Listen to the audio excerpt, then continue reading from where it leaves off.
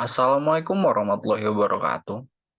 Perkenalkan, saya Fadil Iksan Anugrah, mahasiswa Teknik Lingkungan Pasca Sarjana Universitas Andalas, tahun angkatan 2021 dengan NIM 21209040-2010 dengan dosen pengampu Bapak Dr. Fajar Gembira ST MSc.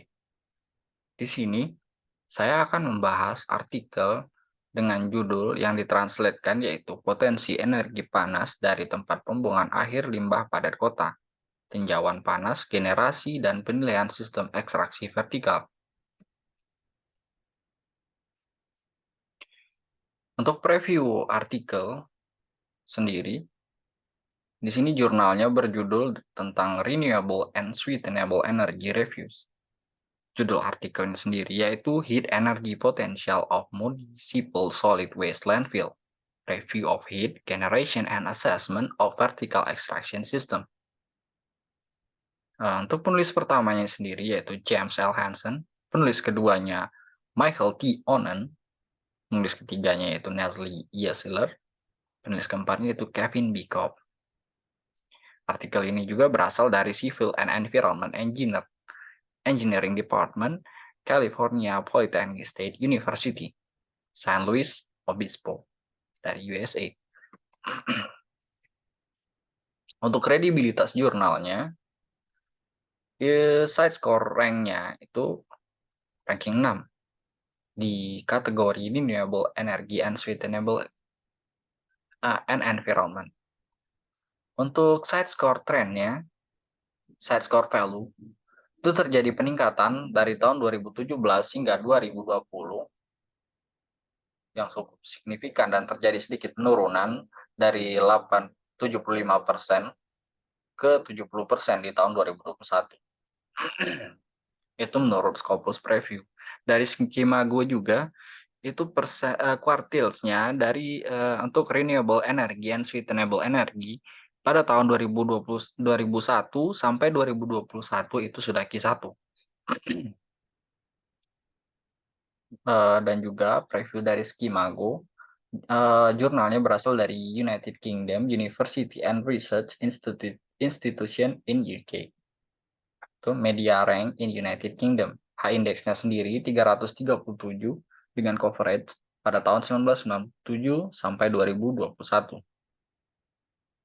Untuk side score-nya itu 28,5 pada tahun 2021 dengan 104.023 citasi dari tahun 2018 sampai 2021. Setelah juga 3.645 dokumen dari 2018 sampai 2021. Jadi side score trackernya itu 25,9, 92.381 citasi, itu 3.564 dokumen. Itu di update terakhir pada 5 Maret 2023 menurut Scopus Preview. Untuk pengenalan dari jurnal ini, artikel ini, itu mengenai pembangkit panas di TPA Sampah Kota ditinjau dengan fokus pada strategi pengelolaan panas ekstraksi. Jadi analisis numerik itu dilakukan untuk menyelidiki kelayakan sistem ekstraksi panas vertikal dan pengaruh konfigurasi sistem pada kinerja keseluruhan. Pemodelannya menunjukkan bahwa pengaruh sistem ekstraksi pada suhu TPA paling besar itu di dekat pusat kedalaman TPA dan pengaruh yang lebih kecil itu di lokasi penutup dan liner. Sejumlah limbah yang signifikan itu lebih dari 126 juta ton.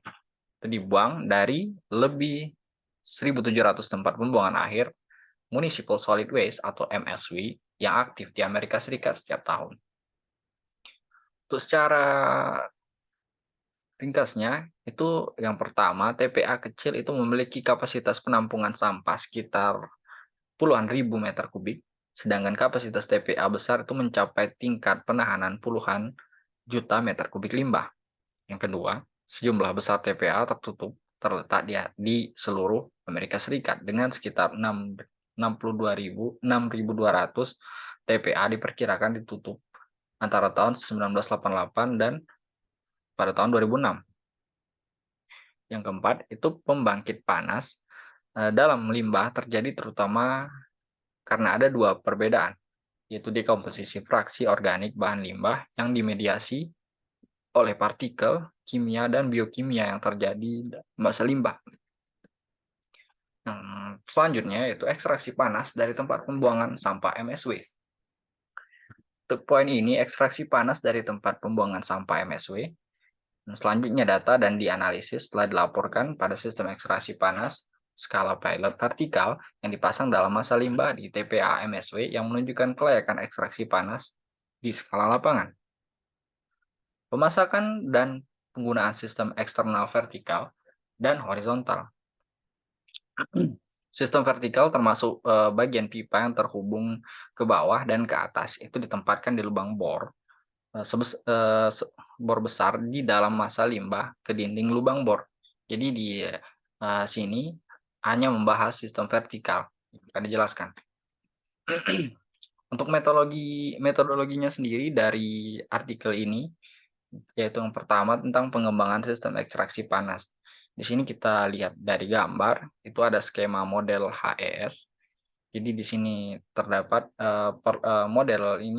modelnya diperluas menjadi dua dimensi, yaitu aksis metrik untuk menganalisa perpindahan panas antara massa limbah dan HES, dan juga digunakan untuk analisis parametrik konfigurasi. Bisa kita lihat pada gambar di samping bagaimana kerja HES. Ini pada gambar skemanya. Nah, selanjutnya masih dari metodologi, yaitu pengembangan regime thermal di TPA. Untuk perumusannya itu fungsi sinusoidal dengan periode 1 tahun itu digunakan untuk menentukan variasi suhu. Untuk perumusannya itu T sama dengan Tm tambah A cos W T kurang T0. Jadi pembangkitan panas itu dimodelkan menggunakan formulasi pertumbuhan dan peluruhan logaritma semi-empiris yang bergantung pada waktu dengan rumusan Hg sama dengan A T per B tambah T C per C tambah 1 dan E min, di mana Hg-nya adalah laju pembangkitan panas W per M kubik dan T adalah waktu dalam hari, A adalah faktor pembangkitan puncak panas W per meter kubik, B dan C adalah faktor penurunan hari, dan D adalah faktor peluruhan.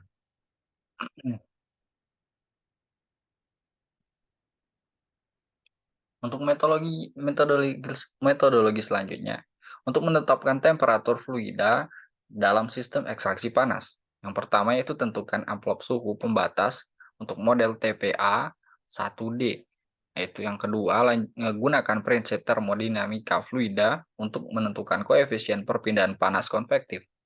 Yang ketiga, gunakan koefisien perpindahan panas konvektif untuk menentukan temperatur fluida dengan kedalaman rata-rata suhu fluida yang mengalir ke atas ke bawah pada setiap kedalaman untuk suhu maksimum dan suhu minimum untuk menetapkan suhu fluida HES operasional untuk ukuran pipa dan kecepatan aliran tertentu. Untuk tahapan metodologi selanjutnya, untuk penentuan fluks panas, jadi di sini temperatur fluida yang diperoleh dari model 1D itu diterapkan untuk menentukan fluks panas yang terdistribusi untuk HES menggunakan model 2D dengan selubung fluks panas dibuat menggunakan metode IGSHPA yang dikembangkan untuk pompa panas sumber tanah. Metode IGSHPA ini untuk mendesain panjang sistem diadaptasi untuk memberikan laju ekstraksi panas menggunakan persamaan yang bisa kita lihat di sini Q sama dengan L T1 tambah DT kurang T MF dibagi R RP per N tambah R1F. Itu di mana Q merupakan laju perpindahan panas, W-nya sendiri dalam W, L-nya panjang lubang sumur bor dalam M, TS suhu limbah dalam derajat Celcius, DT itu perubahan suhu karena pembangkitan panas dalam derajat Celcius. TMF-nya merupakan suhu minimum fluida untuk pompa kalor dalam derajat Celcius, RP-nya merupakan tahanan pipa, RS-nya merupakan resisten limbah, N itu menunjukkan jumlah pipa, dan F itu menjelaskan tentang fraksi. Di sini kita lihat dari gambar selanjutnya, yaitu menjelaskan tentang temporal untuk tingkat ekstraksi panas sistem yang diprediksi. Jadi itu adalah sinusoidal dengan musim dengan tingkat ekstraksi panas pada waktu tertentu. Jadi mewakili ekstraksi panas kumulatif dari keseluruhan kedalaman HES, itu 28 meter. Metodologi selanjutnya itu analisis konfigurasi sistem. Yang pertama ada evaluasi parametrik, yaitu pengaruh parameter konfigurasi sistem utama terhadap kinerja sistem ekstraksi panas vertikal. Itu diselidiki menggunakan model sumbu 2 dimensi. Simulasi untuk evaluasi parametrik itu dilakukan selama periode 40 tahun setelah pemasangan HES. Nah, selanjutnya, HES well spacing atau jarak sumur HES adalah jarak sumur vertikal yang diselidiki untuk menetapkan batas-batas zona pengaruh sumur. Di sini kita lihat ada tabel 1 tentang detail analisis parametriknya. Dapat simulasi kecepatan fluida meter per second, diameter pipa atau dalam milimeter. Jadi batas ditetapkan pada jarak sumur sebagai yang terendah dari dua jarak itu diselidiki di mana rata-rata gradien termal horizontal sepanjang seluruh kedalaman limbah itu kurang dari 0,25 cm. 0,25. Yang selanjutnya itu hasil. Hasil pertama di sini yang dibahas yaitu suhu di TPA dengan operasi sistem HES. Di sini ada gambar 3 yang menjelaskan tentang temperatur TPA dan HES. Jadi referensi kedalamannya 15 meter. Untuk suhu TPA dengan kedalaman pusat 15 m itu disajikan di gambar 3 di samping dalam hubungan kronologis dengan penempatan limbah dan penempatan HES untuk durasi pemodelan 40 tahun. Hasil selanjutnya yaitu suhu di TPA dengan operasi HES. Di sini gambar di samping itu menjelaskan tentang respon suhu TPA yang tergantung pada jarak yang bervariasi dari HES. Itu kita lihat pada gambar di sebelah. Untuk kedalaman tertentu di dalam TPA. Jadi kedalaman di gambar ini mengacu pada kedalaman normalisasi kedalaman per tingkat tinggi total sampah, yaitu sebesar 0,25 dalam dangkal, 0,5 tengah, dan 0,75 yang dikategorikan dalam. Hasil selanjutnya itu evaluasi parametrik. Di sini kita lihat pada gambar ada berikut tentang temperatur kedalaman dan jarak radiasi HES. Di gambar selanjutnya laju ekstraksi panas dan dari HES pipa berdiameter 25,4 mm sebagai fungsi kecepatan fluida. Yang selanjutnya, gambar berikut yaitu memindahkan laju ekstraksi panas rata-rata tahunan dengan waktu untuk HES pipa berdiameter 25,4 mm. Untuk gambar pada pojok kanan atas, itu gambar tentang untuk pemindahan laju ekstraksi panas dengan rata-rata tahunan dengan waktu untuk HES atau kecepatan fluida 0,3 meter per detik sebagai fungsi diameter pipa. Yang terakhir ada gambar A dan B, itu tentang ketergantungan tingkat ekstraksi panas puncak pada kecepatan fluida dan diameter pipa. Untuk penjelasan dari gambar berikut secara detail, secara gamblang itu pengaruh kecepatan fluida pada tingkat ekstraksi panas dan HS dengan pipa berdiameter 25,4 mm itu disajikan pada gambar 6. Dan variabilitas musiman yaitu tren siklik musiman hadir dalam respon gambar pada gambar 6 juga. Pengaruh diameter pipa pada laju ekstraksi panas untuk kecepatan fluida 0,3 meter per second itu pada gambar 8. Dan tingkat ekstraksi panas pada puncak A versus kecepatan fluida diameter pipa disediakan pada gambar 9. Dan kecenderungan asiptotik 9 yang A. Dan kecenderungan asiptotik itu menunjukkan ambang batas kecepatan fluida kira-kira 0,3 meter per second. Selanjutnya untuk hasil evaluasi parametrik, di sini kita bisa lihat dari tabel 2, yaitu ketinggian sampah, puncak temperatur, puncak temperatur.